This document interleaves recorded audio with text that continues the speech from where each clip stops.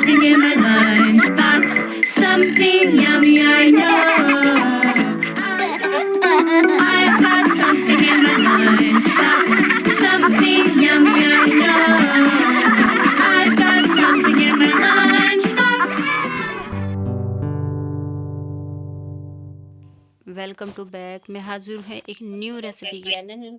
आप देख रहे हैं संजीदा की किचन। देखिए मैंने बनाई है आज फ्रोजन पराठे, जो देखने में जितने ये अच्छे लग रहे हैं, ये बनाने में उससे कहीं ज़्यादा आसान और बहुत ही बढ़िया लजीज बन करके तैयार होते हैं और बहुत ही खस्ता बनते हैं। इनकी लेयर टू लेयर बनती है।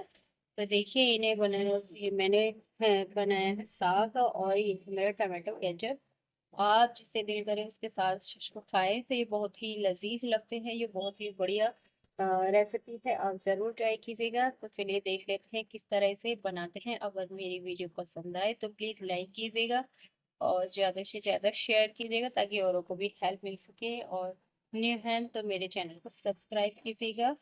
तो चलिए देख लेते हैं किस तरह बनते हैं। क्या है ये आटा, ये है मैं बना रही हूँ आज फ्रोजन पराठे। तो ये देखिए मैंने आटा ले लिया है एक बर्तन में, और देखिए ये है मेरी बचा हुआ साग।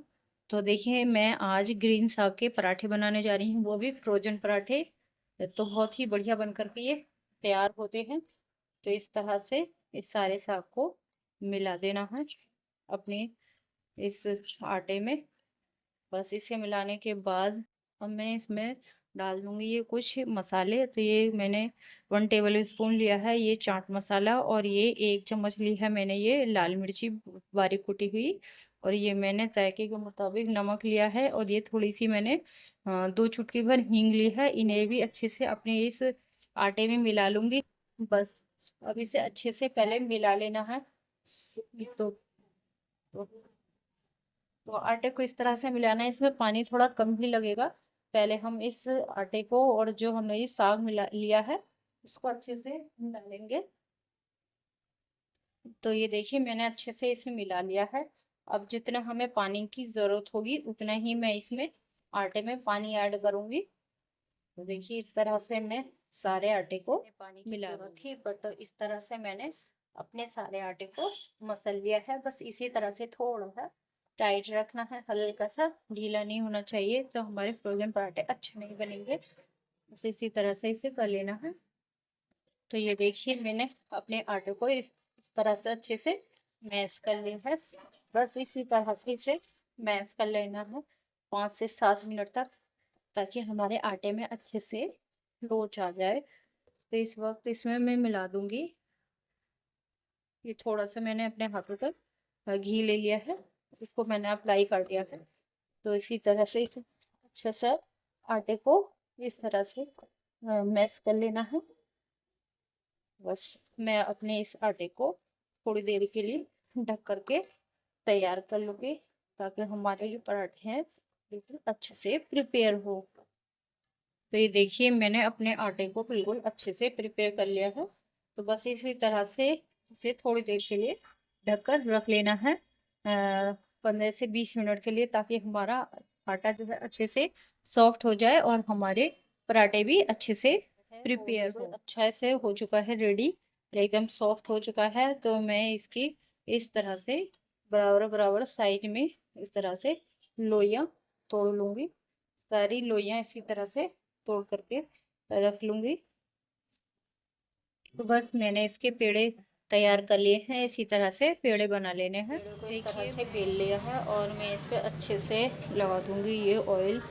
तो इस पर ऑयल जो है वो अच्छे से अप्लाई करना है, ताकि जो हमारे पराठे की लेयर है वो अच्छे से खुल जाए।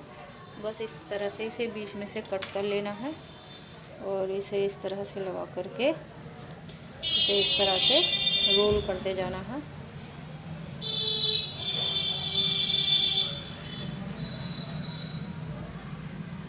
ये इस तरह से इसे रोल कर लेना है।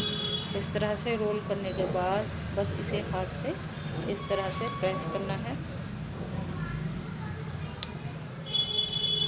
देखिए इस तरह से इसे पीछे की साइड को दबा देना है प्रेस करके।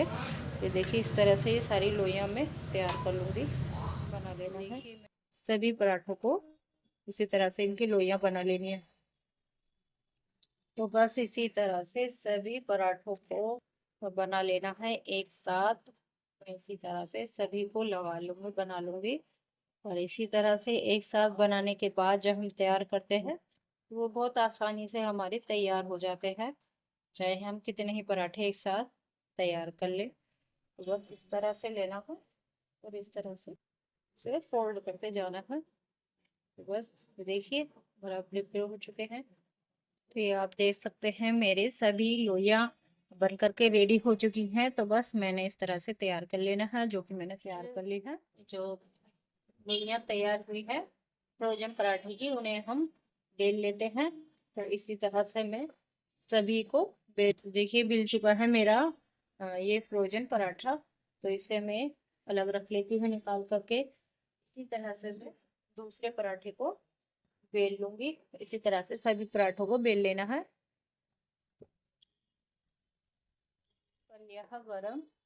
तो बस इस तरह से गरम करने के बाद अपने पराठे को लेना है, इस तरह से हल्का सा हाथ से बढ़ाना है और डाल देना है अपने तवे पर।